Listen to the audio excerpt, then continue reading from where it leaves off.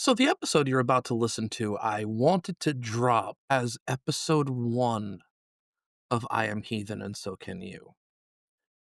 This is going to be my origin story, a self aggrandizing proverbial dick flute solo, if you would. And then people on the internet made the conscious decision to be people on the fucking internet. I still wanted to record this episode, and here we are about 2 months later, ready and raring to fucking go. With that said, the content provided in this episode may be viewed as offensive to some. If you or anyone you know find themselves offended by this episode or the bulk of this podcast, we recommend going to your nearest religious institution or windowless room where the ills of the world cannot harm your piteously fragile way of thinking. You have been warned. This is I Am Heathen, and so can you. What's going on, everybody, and welcome to I Am Heathen, and so can you. Today's going to be a little bit of a getting to know you episode. Y'all know me enough. Fuck, this is going to be cringy. So, you know what you're getting yourself into for when I'm on the mic. And if you're among the newer pagans out there, or you've no clue who I am, I suppose it's a pretty cool way to get to know my story. Because let's face it, if you're listening to this, your pagan arc has either just begun, or it started and it never ended. Either way, I'm glad you're here. I've been a Norse pagan since 2015, and I've been public about it for about 4 years now. I've often found that one of the most prominent conversations that pagans have when they first meet each other is, how long have you been on your path? Or what led you here? Now, I don't want to say I think this is the way for pagans to size each other up. I think it's more of a way to say, did you go through the same or similar shit that I did?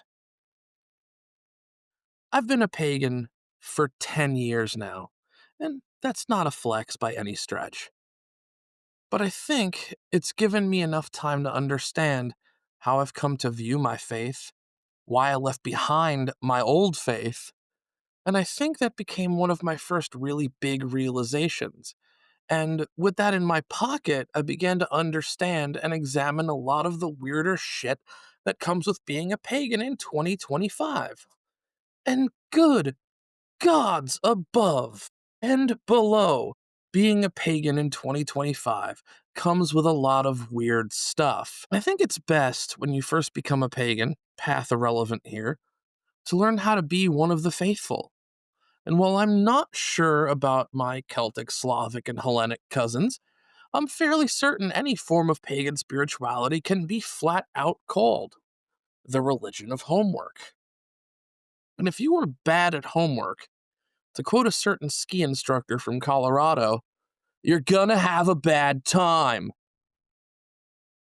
My journey to being a pagan began when I was a kid, and unlike a lot of my fellow pagans, I didn't grow up Christian. I grew up a Jewish kid in a completely Irish Catholic neighborhood, and as I grew up, I felt alienated, alone, and it was reflected by how I was treated by kids in my neighborhood. When you're a kid, religion only resonates when you're getting presents in December, and it never really goes past that for me. When I got to junior year in high school, we had a discussion about religion. I was the only Jew, and the response was far less than kind. I was exposed to virulent anti Semitism by the time I was 11. Admitting I was Jewish saw me ostracized from kids at school, and it took forever for me to find any friends who didn't see my religion and just saw me as a person. That anti Semitism took a turn for the worse when one day I got back to my classroom and I found the swastika on my backpack written in gold paint. The teachers did nothing. I left my classroom to find the words Die Kike written on my locker. And again, the school did nothing. Anti Semitism was met with a heavy dose of boys will be boys. I honestly believe it's a cold day when a child loses faith in something, and my faith in Judaism died that day, right then and there. Now, mind you, This isn't some grandiose trauma dump backtracked by Sarah McLachlan to make you just want to give me a big old hug. I very firmly believe that it's our scars that define us, and that was a deeply seminal moment in my life, and I wouldn't erase it for anything. When I got to high school, I found philosophy. Thinkers like William Blake, books like the Bhagavad Gita, The Art of War, and the Book of Five Rings. All that material drilled itself into my brain and made me ask questions in my life that I still seek to ponder. And once I have an answer, I still try to deepen my understanding. I do believe that spirituality and philosophy, to a point, go hand in hand with each other. And I found that in LaVeyan Satanism, reading the Satanic Bible. Place your faith in a religion that has your best interests at heart, mine or otherwise. And that quote was liberating for me. It made me read a whole hell of a lot more, and I said to myself, I think I'm a fucking Satanist. And I ran with it for a long time until I saw the man who replaced Anton LaVey, High Priest Peter H. Gilmore. LaVey brought life and an energy to his school of thought that taught me that all the pomp and circumstance, the robes, the ritual, the black masses, was theater. A play meant to show those in attendance how absurd Christianity had a tendency of being. Gilmore, however, did not inherit LaVey's sense of irony. I saw the way he carried himself, and it tinged LaVey's creation with a level of Abrahamic belief that really left a sour taste in my mouth. In time, experiencing spirituality, I genuinely believe that if I could impart anything for you all to think about, any one singular piece of information that should stick with you through your lifetime, let it be this: your spirituality, the individual perception of the divine, should not be static until you are ready for it to be that way. Go out and experience as much as you can and find what resonates with you on a level that deeply. For me, that became heathenry or Norse paganism. I knew this would be my faith, my path, and the thing that changed my life in ways I couldn't possibly imagine. Back in 2015, I was visiting my parents and walking through the main shopping drag of my hometown. I was walking under a scaffold when I heard something hit the top of it, and I saw crows drop from the scaffold and fly directly at me. If you were across the street, you were treated to quite a weird show of a large bald man flailing and screaming, and when the birds parted, an old man was staring at me. An old man was the only thing I saw. He looked like every grandpa you could ever imagine. Like the kind of granddad who'd slip you a fiver every time you saw him. He had on glasses. He had a cataract in his left eye. His glasses didn't have a left lens. And I felt nothing but unbridled power and that sense of excited terror that comes when people are watching tornadoes rip through fields and towns. The old man spoke only 3 words: "Don't be afraid." And by the time the words "I'm not" escaped my lips, I had moved 500 feet out from under the scaffold without realizing I was walking, and when I turned around, there was no birds or a kindly old man with cataract and glasses.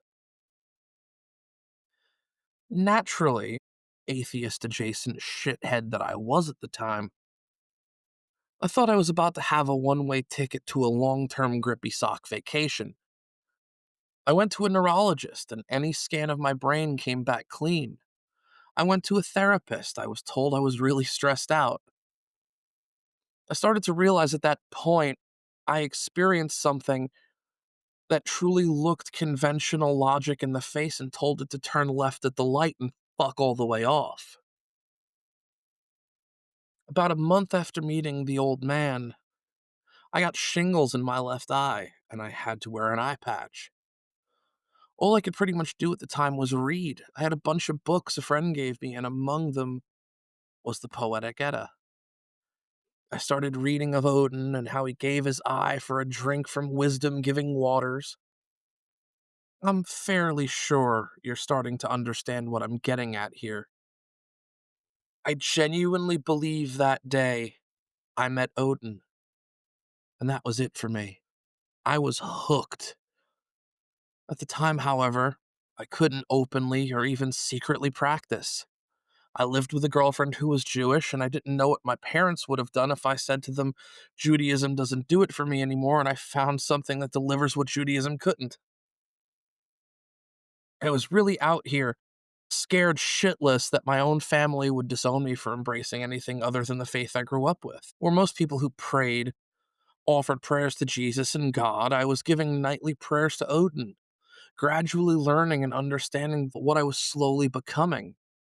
And only in 2021 did I actually start building an altar, embracing this new side of me. And you know what? It felt fucking great. Let's talk about practice for a second, because you're going to hear that word a whole hell of a lot the longer you're at this. Your practice is a giant. Who, what, when, where, and why. Your practice is what you define as how you worship, pray, and give offerings in the comfort of your own home and out in nature. You will find that the longer you're on your path, your practice will evolve and change. It's like I said at the top of this thing. Spirituality should never be static. How do you know how far you've come if you've done nothing but remain in the same place? I'm from New York City, and unlike a lot of my pagan friends, I don't have quick access to big, beautiful, sprawling landscapes in which to worship and enjoy nature. My great view is Manhattan at sunset, and while it is pretty, while it's genuinely gorgeous, it's not nature. It's not that feeling of peace that being in the woods always gives me. I had to build an altar. It was my only option at the time. And if you're new to this, I want you to understand you don't have to break the bank to be faithful. Spend what you can, when and if you can. For me, my altar's first incarnation was just a bowl, an incense holder, and a statue of Odin. And that's all it was. That's all I needed. And that's all you need too if building an altar is what you want to do. Incense, a bowl, and if you're able, a statue of the god you're intent on worshipping. Now remember, this is how I practiced at the start. You're going to find that as you grow, the altar you pray at will potentially grow with you as you find connection with other gods. You may even turn around and begin ancestor veneration. Now, ancestor veneration was something I never really considered doing until recently. I had to put aside the fact that I felt my grandparents would be ashamed of me for finding faith outside of Judaism and forsaking the faith of my family. So it was a part of my practice that I ignored until I lost people. A very dear friend and my mentor. Their deaths shook me deeply, and it hit me like a diamond bullet. They were close enough to be family. They feel like they'd be fine ancestors. Then I set aside time to leave them offerings and talk to them as though they were right next to me. I'll tell you right now, the waterworks will happen. You will cry a lot. Ancestor veneration solidified itself for me when I first decided to leave offerings from my maternal grandparents. A glass of red wine, a candle, a bottle of San Pellegrino mineral water, my granddad's favorite.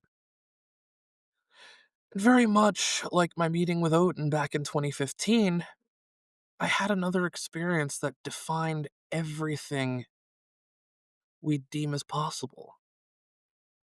I went to sleep, and if you listened to my episode For the Fallen, which I highly recommend you go check out, in my dream, I was in my granddad's last car, his Lexus RX 350.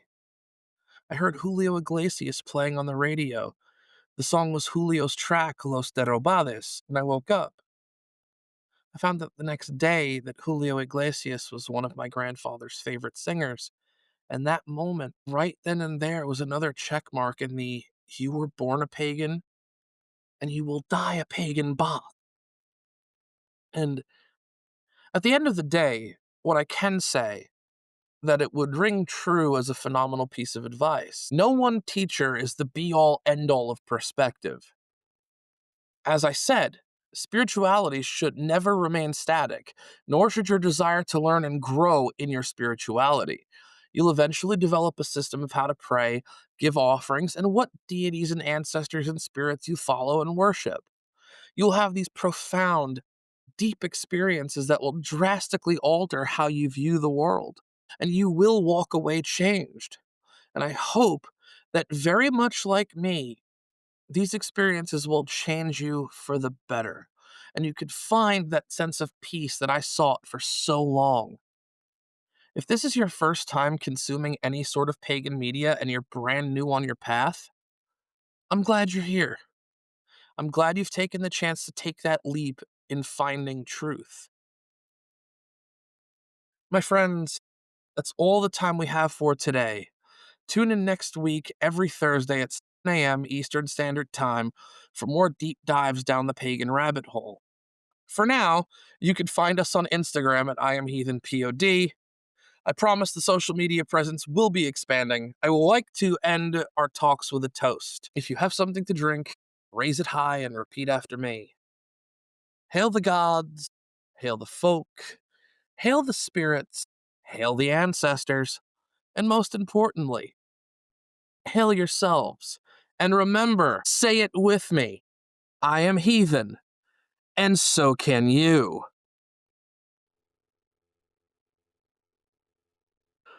This has been a Blackthorn production.